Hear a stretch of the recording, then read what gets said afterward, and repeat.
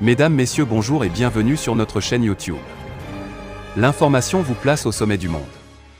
Alors si vous êtes nouveau, abonnez-vous et activez aussi la cloche de notification pour ne plus rien manquer.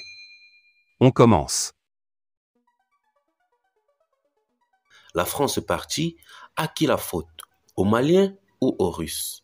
Dans la nuit du 14 au 15 juillet, le poste de sécurité de Santiguela, à 70 km au nord de la capitale malienne Bamako, était l'objet d'une violente attaque armée. Au moins 6 personnes ont perdu la vie lors de cet incident sécuritaire, parmi eux plusieurs éléments des forces armées.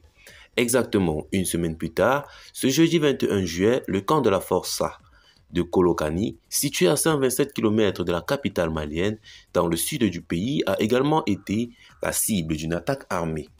Alors que la confusion s'installe autour de cette multiplicité d'incidents sécuritaires, les armes ont encore crépité à l'aube de ce vendredi 22 juillet, et où, au sein même de du mythique camp de Kati, fief de la junte au pouvoir à Bamako, le déroulement des faits, tels que rapportés par les sources concordantes et illustratifs des défaillances observées dans le système de sécurité et de défense mal maîtrisées.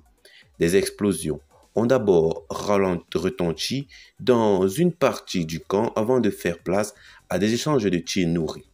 Si les dernières nouvelles, à l'heure où nous mettons, sous presse font état d'un retour au calme, le prolongement des attaques jusqu'au cœur du dispositif de défense malien confirme bien le caractère non seulement inefficace, mais inopportun de la décision émotive prise par les autorités maliennes, visiblement influencées par la surenchère fataliste de Moscou.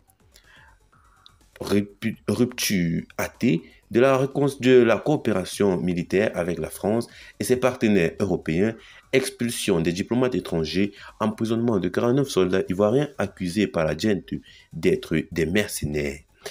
La paranoïa aggravée par la naïveté qui s'est emparée du régime militaire en place sur les bords de Djoliba commence à faire son effet.